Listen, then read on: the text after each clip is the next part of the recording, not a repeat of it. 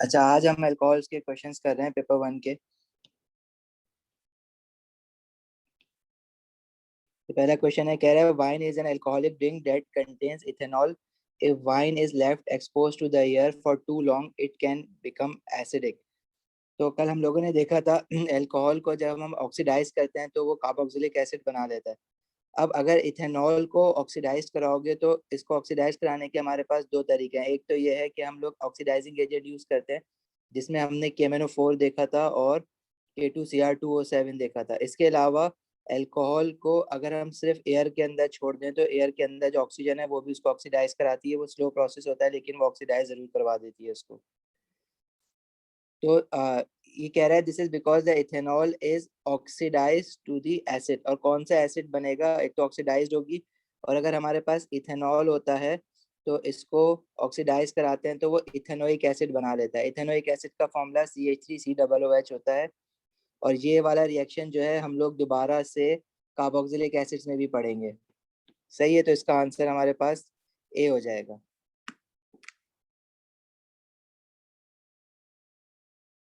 Second हमारे पास जो question है वो कह रहा है which statement about alcohols are correct. All alcohols contain the hydroxide ion. देखो, अल्कोहल्स में हाइड्रोक्साइड आइन नहीं होता है, OH जरूर होता है, but this is not hydroxide आइन। ये क्या होता है? O और H के बीच में जो है कोवलेंट बॉन्ड होता है। आइन कब बनता है हाइड्रोक्साइड आइन? जब OH नेगेटिव आइन ये होता है कि इसके पास एक एक्सेस इलेक्ट्रॉन होता है। तो ये जो OH लगा हुआ है this is hydroxyl functional group, this is not hydroxyl आइन। इसको हम हाइड्रोक्सिल फंक्शनल ग्रुप कहते हैं। ये हाइड्रोक्साइड आइन नहीं होता है। तो वन, जो स्टेटमेंट वन है वो गलत है। अच्छा, दूसरी स्टेटमेंट ये कह रहा है कि ethanol can be form from ethene using reaction catalysed by yeast. अब ethanol can be form from ethene. अब ये जो हमने फर्मेंटेशन ऑफ ग्लूकोज पढ़ा था उससे इथेनॉल बना रहे थे। तो वो बेसिकली हमने C6H12O6 जो ग्लूकोज था उसको हमने ईस्ट की प्रेजेंस में, जो ईस्ट एज एन एंजाइम काम करता है, उसकी प्रेजेंस में हम लोगों ने इथेनॉल बनाया था। तो वो इथीन से नहीं बनाया था, वो हमने ग्लूकोज से बनाया था। तो ये जो हमारे पास स्टेटमेंट टू है ये भी हमारे पास क्या कहते हैं, गलत स्टेटमेंट है। ये भी नहीं हो सकती। तो इथीन से नहीं बन रहा था इथेनॉल। ईस्ट को जब हम यूज कर रहे थे तो वो ग्लूकोज से बन रहा था। स्टेटमेंट थ्री है हमारे पास, methanol can be oxidise to methanoic acid. Methanol एक अल्कोहल है, इसको ऑक्सीडाइज करेंगे तो उसका जो एसिड होगा वो मिथेनोइक एसिड होगा। जो स्टेटमेंट थ्री जो है वो सही है। और स्टेटमेंट फोर ये है कि alcohols X and Y shown are isomers. अब ये जो नीचे अल्कोहल दिए हुए हैं दीज आर आइसोमर्स। आइसोमर्स होने की पहली कंडीशन क्या है कि they must have same molecular formula. तो इनका अगर मॉलिक्यूलर फॉर्मूला हम देखें तो दोनों का सेम ही आ रहा है। कार्बन 4 है, हाइड्रोजन जो है वो H9OH ये इसका बन रहा है, और दूसरे वाले का मॉलिक्यूलर फॉर्मूला भी C4H9OH बन रहा है। अगर आप काउंट कर लो तो 1 2 3 4 5 6 7 8 9 10 हाइड्रोजन इसमें आ रहे हैं, 4 कार्बन आ रहे हैं और एक ऑक्सीजन आ रहा है। सिमिलरली दूसरे वाले में भी ऐसा ही है। ये दोनों एक दूसरे के आइसोमर्स इसलिए हैं क्योंकि इसमें देखो OH जो है वो सेकंड कार्बन पे लगा हुआ है, और जो पहला वाला दूसरा वाला जो हमारे पास आइसोमर है उसमें जो OH लगा हुआ है वो फर्स्ट कार्बन पे लगा हुआ है। तो ये दोनों एक दूसरे के पोजिशनल आइसोमर्स हैं। तो स्टेटमेंट फोर भी जो है वो सही है। तो इसमें स्टेटमेंट थ्री एंड फोर सही है। और ये पूछा था which statement about alcohols are correct, तो three and four are correct. तो सारे के सारे अल्कोहल्स का सेम केमिकल रिएक्शन होगा, सेम तरह के प्रोडक्ट बनेंगे। इसी तरह सारे के सारे अल्कोहल जो होंगे वो, उनका जो दूसरा रिएक्शन है जैसे ऑक्सीडेशन है, तो ऑक्सीडेशन होने पे सारे के सारे अल्कोहल एसिड बना लेते हैं। अगर मिथेनॉल है तो वो मिथेनोइक एसिड बना लेगा, इथेनॉल है तो वो इथेनोइक एसिड बना लेगा। अब इसमें स्टेटमेंट देखो तो स्टेटमेंट वन कह रहे हैं an alcohol with two carbon atoms in each molecule is called methanol. अब दो कार्बन वाला अल्कोहल जो होता है वो इथेनॉल होता है, मिथेनॉल नहीं होता, इसलिए ये स्टेटमेंट तो गलत हो गई ए। बी कह रहा है ब्यूटेनॉल कैन बी कंबस्टेड। कंबशन ये वाला रिएक्शन है, ठीक है, ऑक्सीजन के साथ जो हम बर्निंग करवा रहे हैं, to give carbon dioxide and water. ये बात तो बिल्कुल सही है, चाहे वो मिथेनॉल हो, चाहे वो इथेनॉल हो, चाहे वो प्रोपेनॉल हो, कोई भी अल्कोहल हो, वो कंबशन के वक्त कार्बन डाइऑक्साइड एंड वाटर बनाएगा। अच्छा, सी और डी में क्या प्रॉब्लम है? सी कह रहा है ethanol is the only alcohol that can be oxidise to carboxylic acid. नहीं, सारे के सारे अल्कोहल ऑक्सीडाइज होते हैं। मिथेनॉल मिथेनोइक एसिड बनाता है ऑक्सीडाइज होके, इथेनॉल इथेनोइक एसिड बनाता है, प्रोपेनॉल प्रोपेनोइक एसिड बनाता है। तो सिर्फ इथेनॉल ऑक्सीडाइज होता है, ये कहना ये बात गलत हो जाएगी। ऑप्शन डी कह रहा है propanol can be made by the catalysed addition of steam to ethene. अब इथीन को अगर आप हाइड्रोलाइज्ड कराओगे, मतलब हाइड्रेशन कराओगे, उसमें वाटर ऐड कराओगे, तो इथीन से तो इथेनॉल बनेगा ना। सही है। अगर आप प्रोपीन को कैटलाइज कराओगे, हाइड्रेशन कराओगे स्टीम के साथ, तो उससे प्रोपेनॉल बनेगा। तो प्रोपेनॉल जो है वो प्रोपीन से बनेगा, ठीक है, इथीन से नहीं बनेगा। तो प्रोपेनॉल ने अगर बनना है तो वो प्रोपीन से बनना है। तो इसलिए वो कह रहा है कि प्रोपेनॉल इथीन से बना है, इसलिए बात गलत हो जाएगी। ठीक है, चलें आगे। अच्छा, ये 72 हम कार्बोक्सिलिक एसिड पढ़ के करेंगे। और 73 बहुत स्ट्रेट फॉरवर्ड है, जिसमें पूछ रहा है कि the structure formula of organic compound are shown below, which compounds are alcohol. तो अल्कोहल्स में हमारे पास OH फंक्शनल ग्रुप होना चाहिए। तो स्ट्रक्चर 1 में भी है, स्ट्रक्चर 2 में भी है, स्ट्रक्चर 3 में भी अल्कोहल है। सॉरी, 1 में, 2 में और 3 में। 4 में ये जो ये वाला फंक्शनल ग्रुप है ना, ये होता है कार्बोक्सिलिक फंक्शनल ग्रुप, जो हमारा नेक्स्ट चैप्टर है। तो this is not alcohol, this is acid. तो 1, 2 एंड 3 जो है ना हमारे पास अल्कोहल्स हैं, तो सी इसका आंसर हो जाएगा।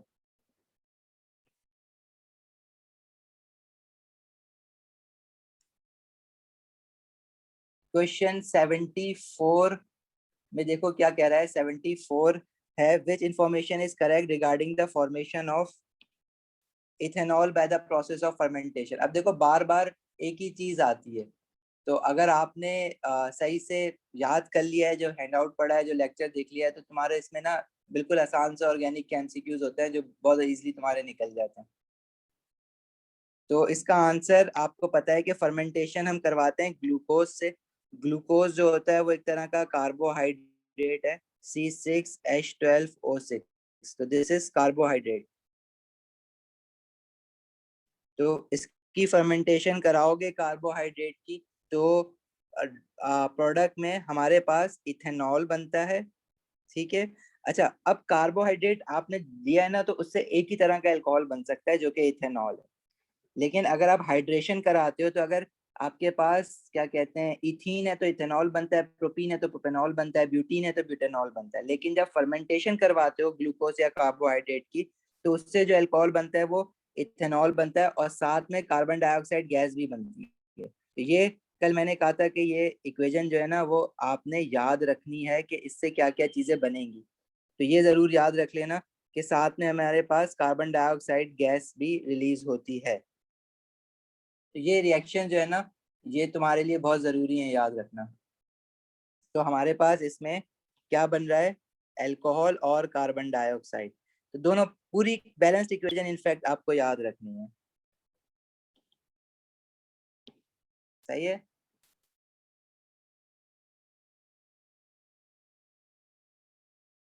अच्छा, क्वेश्चन 75 में हमें कह रहा है कि which organic compound requires the least oxygen for the complete combustion of 1 mole of the compound.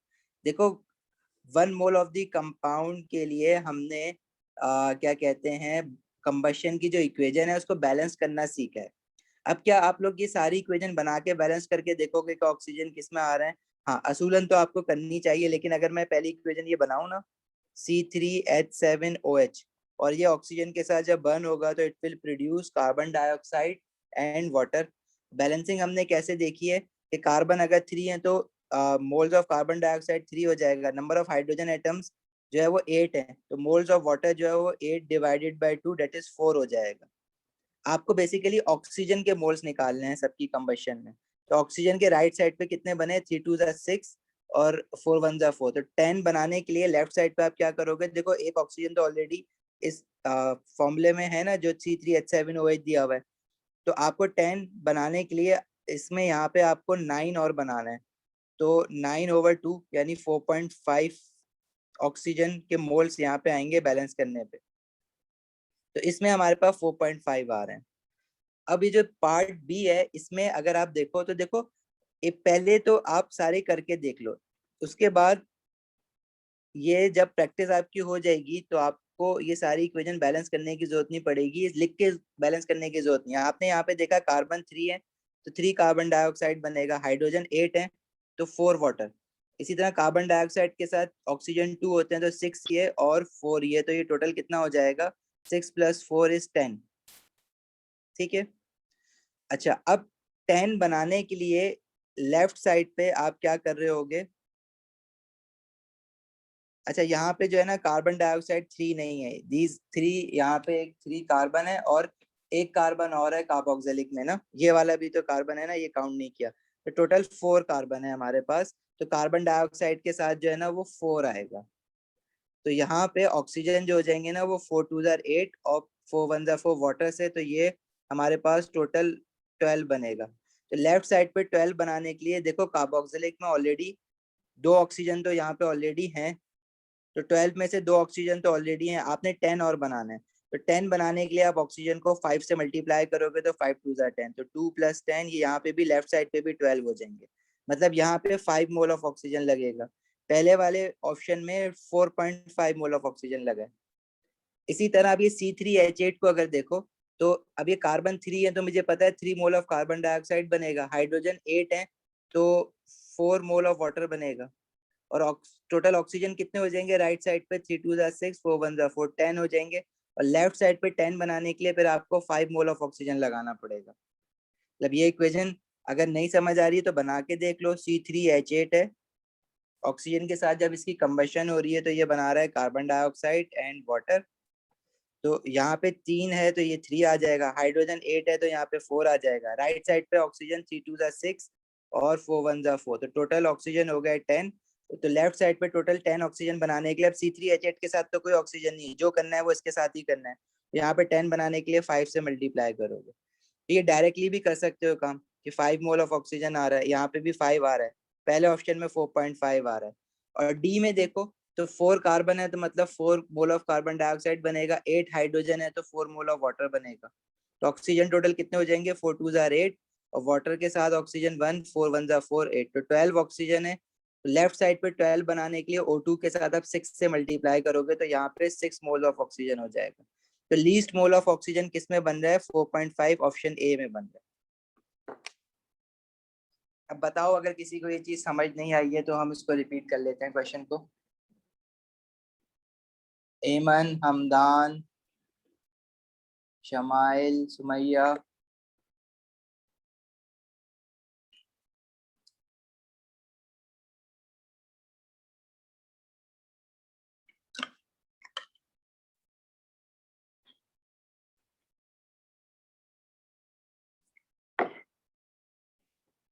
देखो मेरे पास पहले ऑप्शन में दिया हुआ था C3H7OH, इसकी जब हम कंबशन कराएंगे तो कार्बन डाइऑक्साइड एंड वाटर बना। अब यहाँ पे 3 कार्बन है तो ये 3 मोल ऑफ कार्बन डाइऑक्साइड बन जाएगा, टोटल हाइड्रोजन 8 है तो यहाँ पे वाटर के साथ 4 आ जाएगा। ऑक्सीजन कितने हो गया, 3 2 जार 6 और 4 1 जार 4, वाटर के साथ 4 ऑक्सीजन और कार्बन डाइऑक्साइड के साथ 6 ऑक्सीजन, तो टोटल 10 ऑक्सीजन हो गया। लेफ्ट साइड पे 10 ऑक्सीजन बनाने के लिए देखो एक ऑक्सीजन का तो पहले ही है ना एल्कोहल, टोटल आपको 9 बनाना है, तो 9/2 होता है 4.5, तो इट मीन्स के इसके 4.5 मोल ऑफ ऑक्सीजन लगेंगे। वो मुझसे पूछ रहा था कि लीस्ट नंबर ऑफ ऑक्सीजन किसके साथ लगेंगे कंबशन कराने के लिए, तो ऑप्शन ए में जो है ना वो 4.5 है। ऑप्शन बी जो है ना वो हमें दिया हुआ था ब्यूटानोइक एसिड, ठीक है, तो this was C3H7COOH।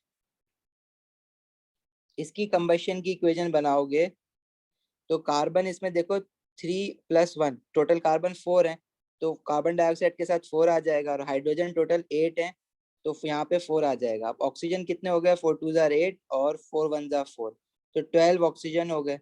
12 oxygen left side पे बनाने के लिए देखो 2 ऑक्सीजन तो ऑलरेडी यहाँ पे है ना, तो आपने 10 और बनाने हैं, तो 12 बनाने टोटल 2 ये हैं, तो 10 और बनाना है तो उसको मल्टीप्लाई बाय 5 करोगे तो ये 5 मोल ऑफ ऑक्सीजन आ जाएगा। ऊपर पहले ऑप्शन में 4.5 आ रहा है, उसमें आपने लीस्ट नंबर ऑफ ऑक्सीजन बताने थे किसके साथ लगेंगे, तो वो ए आ रहा था। सी और डी करा हमने, तो सी और डी में हमारे पास सी जो दिया हुआ है वो C3H8 और C4H8। सी में है C3H8 और ऑप्शन 4 में है C4H8। कितना था? C4H8 था।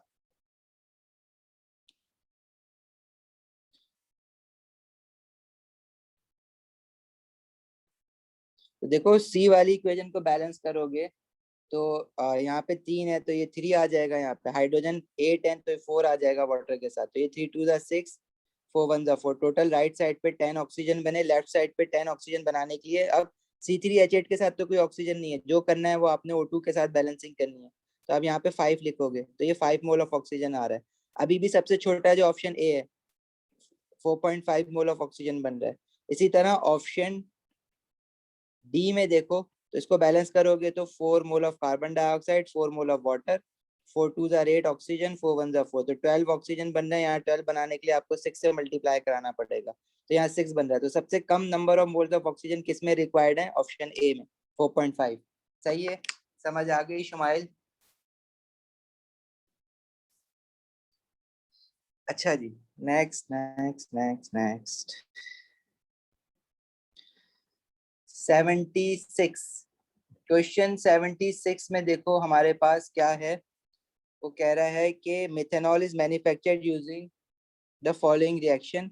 अब ये रिएक्शन हम लोगों ने नहीं पढ़ा है। अब ये रिएक्शन इसने दिया हुआ है कि कोई एक और रिएक्शन होता है जिससे मिथेनॉल बनता है। ओके, वेल एंड गुड, दिया हुआ है तो दिया हुआ है। अब ये रिवर्सिबल रिएक्शन है। रिवर्सिबल रिएक्शन आपको पता है फॉरवर्ड भी जाता है बैकवर्ड भी जाता है। इसकी रिएक्शन कंडीशंस ये दी हुई है कि प्रेशर जो है वो 30 एटमॉस्फेयर का, टेम्परेचर 300 डिग्री सेल्सियस का है। और वो कह रहा है 400 degree Celsius the percentage of methanol in equilibrium mixture is lower than at 300 degree Celsius. मतलब टेम्परेचर जब मैंने 300 डिग्री सेल्सियस से 400 डिग्री सेल्सियस करा है, मतलब टेम्परेचर जब हमने इंक्रीज करा है, तो इंक्रीज करने पे कह रहा है कि मिथेनॉल जो बन रहा है ना वो कम बन रहा है। मतलब मिथेनॉल की यील्ड कम हो गई है। यील्ड कम होने का मतलब क्या है कि फॉरवर्ड रिएक्शन जो है वो फेवर नहीं हो रहा है। रिएक्शन जो है वो बैकवर्ड आ रहा होगा, जब भी तो प्रोडक्ट कम बन रहा है। प्रोडक्ट में मिथेनॉल है, राइट हैंड साइड पे मिथेनॉल है। और ऐसा रिएक्शन जिसका टेम्परेचर इंक्रीज करने से रिएक्शन लेफ्ट हैंड साइड पे आता है, तो वो रिएक्शन फॉरवर्ड डायरेक्शन में क्या होता है? एक्सोथर्मिक होता है। ठीक है, ये हमने रिवर्सिबल रिएक्शन में पढ़ा हुआ है, ऐसा ही है ना? तो ये रिएक्शन फॉरवर्ड डायरेक्शन में क्या होना चाहिए? एक्सोथर्मिक होना चाहिए। तो इससे मुझे ये बात पता चल गई कि यील्ड टेम्परेचर बढ़ाने से अगर यील्ड कम हो रही है तो इट मींस के इक्विलिब्रिया जो है लेफ्ट हैंड साइड पे आ रहा है। लेफ्ट हैंड साइड पे कब आता है टेम्परेचर बढ़ाने से? जब फॉरवर्ड डायरेक्शन में रिएक्शन एक्सोथर्मिक होता है। तो forward reaction must be exothermic. सही? किसी को कोई कंफ्यूजन इस सवाल में?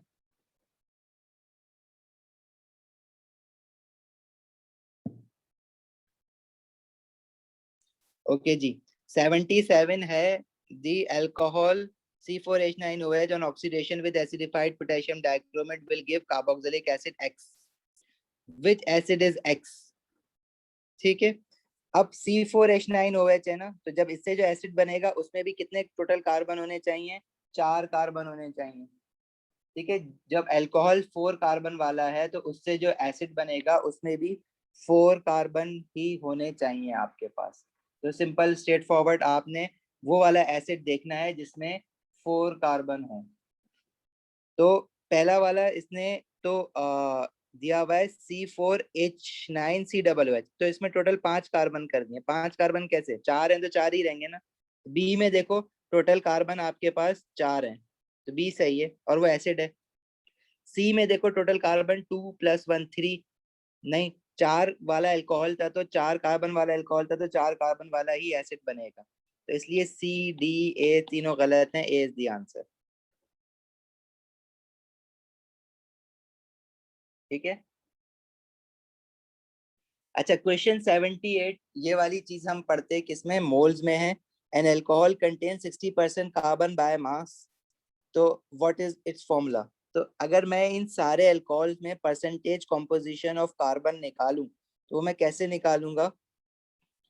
मोल्स वाला यहाँ पे हमारे पास आ गया है थोड़ा सा। तो अगर मैं इसमें ऑप्शन ए देखूं तो ऑप्शन ए है CH3OH।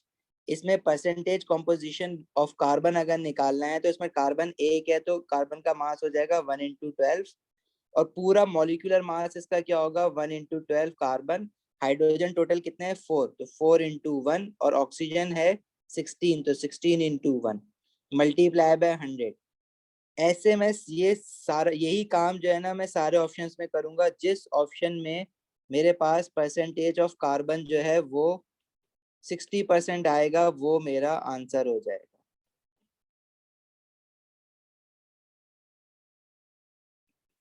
ठीक है जी।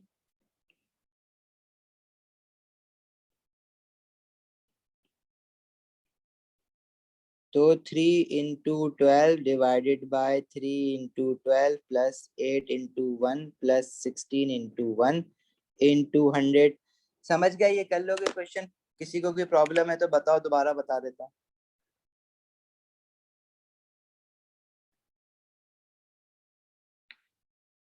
नहीं, चलें आगे।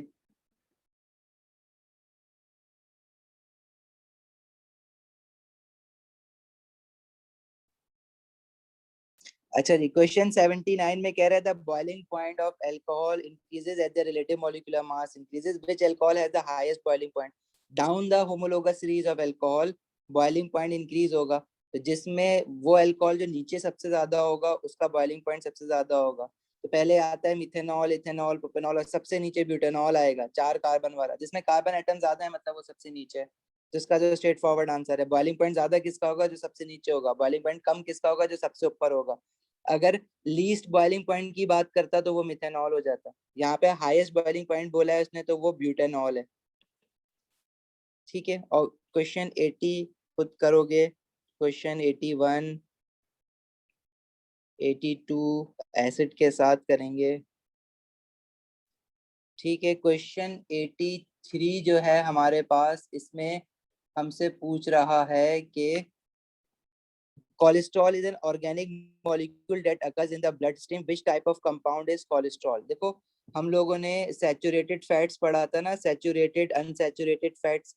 तो सैचुरेटेड फैट्स वो क्या होते हैं जिसमें एल्केन्स होता है, carbon carbon single bond. Unsaturated fats क्या होते हैं जो प्लांट फैट्स होते हैं जिसमें कार्बन कार्बन डबल बॉन्ड होता है।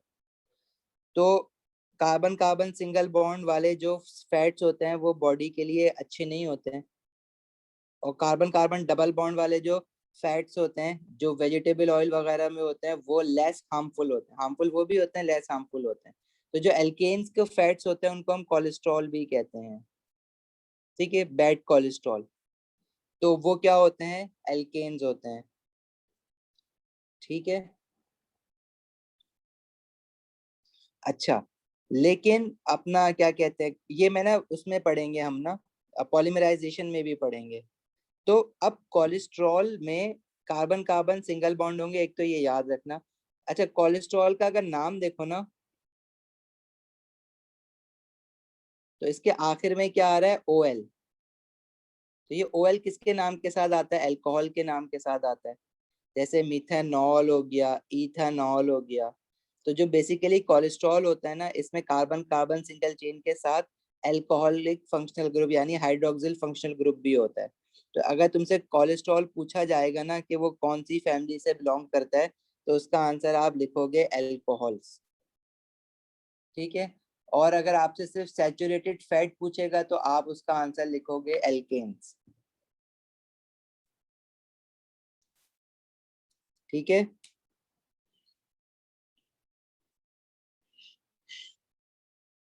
कुछ पूछना है किसी को?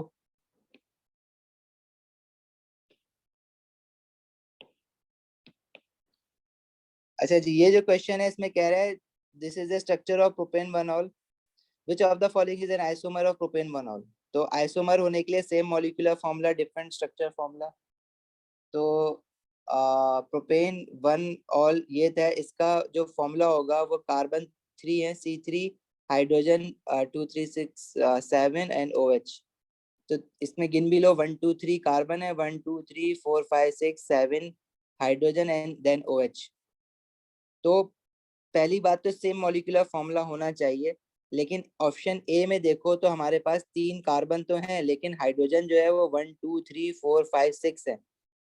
इस वाले में हाइड्रोजन जो है टोटल 8 हाइड्रोजन है, OH का हाइड्रोजन और H7 मिला के, तो ए तो हो ही नहीं सकता। इसी तरह बी में भी देखो तो हाइड्रोजन जो है वो कम है, इसलिए बी भी नहीं हो सकता। रह गया सी और डी। डी अगर मैं देखूं तो डी में हाइड्रोजन जो है वो 1 2 3 4 5 6, इसमें भी हाइड्रोजन कम है। तो मॉलिक्यूलर फॉर्मूला पहली कंडीशन है आइसोमर होने की कि वो सेम होना चाहिए। सी देखो तो सी में हमारे पास टोटल कार्बन 3 है, हाइड्रोजन काउंट करूं तो 1 2 3 4 5 6 7 8, 8 हाइड्रोजन और 1 ऑक्सीजन। इसी तरह जो ऊपर तुम्हें दिया हुआ है ना C3H7OH एल्कोहल, इसमें भी देखो 3 कार्बन है, हाइड्रोजन टोटल अगर मैं एक साथ लिख दूं तो OH का जो हाइड्रोजन है वो भी अगर मिला के लिख दूं तो 8 हाइड्रोजन और 1 ऑक्सीजन हो जाएगा। तो सिर्फ सी में ही सेम मॉलिक्यूलर फॉर्मूला है, तो भी आइसोमर बन सकता है। ए बी डी में तो मॉलिक्यूलर फॉर्मूला ही डिफरेंट है ना, तो वो तो आइसोमर की रेस से ही निकल गया। अच्छा सी का जो है ना वो स्ट्रक्चर डिफरेंट है। देखो अल्कोहल के आइसोमर्स हम लोगों ने देखा कि अल्कोहल के आइसोमर्स हम दो तरीकों से हम लोगों ने देखे थे कि बन सकते हैं। वो क्या क्या थे कि अगर मैं OH की पोजीशन शिफ्ट करूं तो भी हमारे पास आइसोमर बन जाता है। जैसे फॉर एग्जांपल ये हमारा आइसोमर था प्रोपेनॉल का, इसमें मैं अगर OH को हाइड्रोक्सिल फंक्शनल ग्रुप को हटा के जो है वो यहाँ पे लगा दूं, सेकंड कार्बन पे लगा दूं, तो वो एक आइसोमर बन जाता है। इसी तरह अगर मैं ब्यूटेनॉल की बात करूं तो ब्यूटेनॉल में हमारे पास 4 कार्बन होते हैं। इसमें हम लोग दो और मजीद तरीके से आइसोमर बना सकते हैं। वो कैसे कि एक तो मैं OH की पोजीशन शिफ्ट करके आइसोमर बना सकता हूँ इसमें,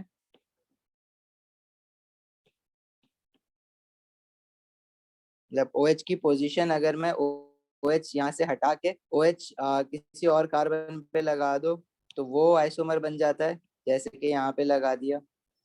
इसके अलावा मैं ब्रांचेस कर दूं, कार्बन की जो कंप्लीट चेन है उसमें मैं कार्बन जो है वो लेट से ब्रांच कर दूं और OH की पोजीशन चेंज करूं तो भी एक आइसोमर बनेगा। तो इस तरह से भी हमने आइसोमर देखा था। तो ये जो पहली वाली आइसोमेरिज्म थी जिसपे मैंने सिर्फ OH की पोजीशन चेंज करके आइसोमर बनाया था, तो ऐसे आइसोमर को वैसे नाम याद होना जरूरी नहीं है, क्योंकि ये हम लोग फिर AS केमिस्ट्री में A लेवल में जाके हम लोग ये नाम से पढ़ते हैं। यहाँ पे बस तुम्हें ये ख्याल होना चाहिए कि ये आइसोमर बन गए। वैसे इसका नाम होता है कि जब भी हम फंक्शनल ग्रुप की पोजीशन को आगे पीछे करके आइसोमर बनाते हैं तो इसको हम कहते हैं पोजिशनल आइसोमर। और अगर कार्बन चेन हम छोटी बड़ी करके आइसोमर बनाते हैं तो उसको हम कहते हैं स्ट्रक्चरल आइसोमर या चेन आइसोमर।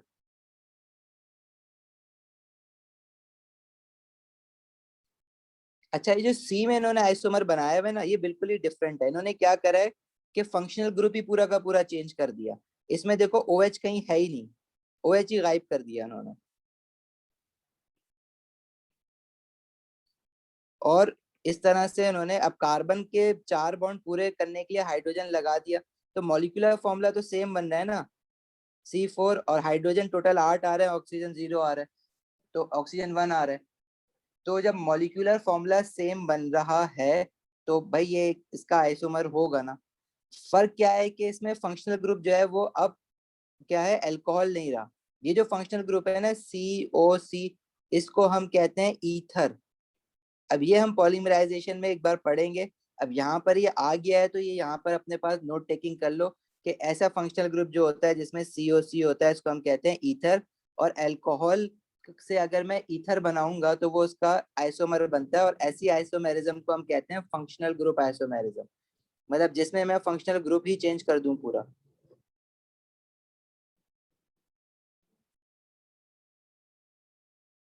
ठीक, क्या कह रहा है 87 में, the molar heat of combustion that is the heat given out when 1 mole of alcohol is completely burned in oxygen of a number of alcohol is given below। अच्छा, ये हमारे पास एनर्जी फ्रॉम केमिकल से question है। अब जिसने energy from chemicals नहीं पढ़ा है, मेरे साथ जहां तक मुझे याद है कि हमने कवर कर लिया था, बट स्टिल आई थिंक जो एक लास्ट वाला बैच है इसमें कुछ स्टूडेंट ऐसे हैं जिन्होंने शायद एनर्जी फ्रॉम केमिकल्स नहीं पढ़ा है। बहरहाल उनके लिए मैं ये बता देता हूँ कि जब आप अल्कोहल को बंद करते हो ऑक्सीजन में तो हीट रिलीज होती है। तो पर मोल 1 मोल ऑफ मिथेनॉल जब बर्न होगा तो एनर्जी रिलीज हो रही है 750। 1 मोल ऑफ इथेनॉल जब बर्न हो रहा है तो एनर्जी रिलीज हो रही है 1380 किलो जूल्स की। 1 मोल ऑफ प्रोपेनॉल बर्न होगा तो 2010 किलो जूल्स की एनर्जी रिलीज होगी, हीट एनर्जी। ठीक है, आगे वो कह रहा है कि अब देखो ट्रेंड क्या है, जैसे जैसे नंबर ऑफ कार्बन एटम्स बढ़ रहे हैं, मतलब मिथेनॉल से इथेनॉल, प्रोपेनॉल, ब्यूटेनॉल, तो एनर्जी जो रिलीज हो रही है वो भी इंक्रीज हो रही है। सही है। आगे वो कह रहा है how many carbon and hydrogen atom would there be in an alcohol that has a molar heat combustion of 3900 kilojoule per mole. मतलब अगर 3900 किलोजूल पर मोल होगी तो आपको क्या लगता है कि कितने नंबर ऑफ कार्बन एटम्स होने चाहिए उस पर्टिकुलर अल्कोहल में। ठीक है जी, इसके लिए ना जरा कैलकुलेटर्स उठा लो अपने अपने। अब देखो जरा मिथेनॉल और इथेनॉल के बीच में, जब हम मिथेनॉल से इथेनॉल गए तो एक कार्बन एटम बढ़ा है ना, और एनर्जी रिलीज कितना बढ़ रहा है वो मैं कैसे निकालूंगा, 1380 माइनस 750, तो 630 किलो जूल्स की हीट एनर्जी इंक्रीज होगी। मतलब मिथेनॉल जलाओगे और इथेनॉल जलाओगे तो इथेनॉल जलाने पे 630 एनर्जी ज्यादा रिलीज होगी। अब इथेनॉल से प्रोपेनॉल जब गए हो तो 2010 माइनस 1380, तो वो 630 की हो रही है, मतलब 630 और मजीद बढ़ गया। अब प्रोपेनॉल से ब्यूटेनॉल जलाओगे तो 2640 माइनस 2010, तो 2640 माइनस 2010, तो ये भी 630 का इंक्रीमेंट आया है। मतलब 630, जैसे जैसे आप नीचे जाओगे, मतलब पेंटानॉल के ब्यूटेनॉल के बाद पेंटानॉल पे जाओगे, 5 कार्बन वाला जो अल्कोहल होगा C5H11OH, तो उसको जलाने पे जो हीट एनर्जी रिलीज होगी वो कितनी होगी, 2640 प्लस 630 कर दोगे तो वो हो जाएगी 2640 प्लस 630, दिस वुड बी 3270। ठीक है, 3270 हुई ना, 3900 तो नहीं हुई। इसमें 630 और ऐड करो तो आप पेंटानॉल से फिर हेक्सानॉल 6 कार्बन वाले अल्कोहल पे आ जाओगे। बेशक आपको नाम ना याद आता हो, लेकिन आपको इतना तो पता होगा ना कि 6 कार्बन पे आ जाओगे। अल्कोहल का general formula CnH2n plus 1OH होता है। आपने 6 कार्बन आ गए तो वो 3900 हो जाएगी। मतलब 2640 के बाद 2 बार 630 ऐड करने पे 3900 होगी। मतलब आप 6 कार्बन वाले अल्कोहल पे आ गए। तो जब आप 6 कार्बन वाले अल्कोहल पे आ जाओगे तो ये तो आपको पता चल गया। दूसरा, उसमें हाइड्रोजन कितने होंगे। देखो अल्कोहल का जनरल फॉर्मूला होता है CnH2n प्लस 1OH। अब अगर इसमें N की जगह पे कार्बन 6 है तो हाइड्रोजन कितने हो जाएंगे, 2N प्लस 1OH। तो ये फॉर्मूला क्या बन जाएगा, C6 C 2 6 12 plus 1 13 and OH। तो इस फॉर्मूला में टोटल हाइड्रोजन कितने हैं, 13 ये रहे और एक OH वाला, तो टोटल हाइड्रोजन 14 है। तो टोटल हाइड्रोजन 14 होंगे, डी इज द आंसर। ठीक है जी, समझ आई बात या नहीं आई, या आ गई या नहीं आई। पूछना है किसी को कुछ, अगर नहीं आई तो बोलो, रिपीट कर लेंगे, नो प्रॉब्लम।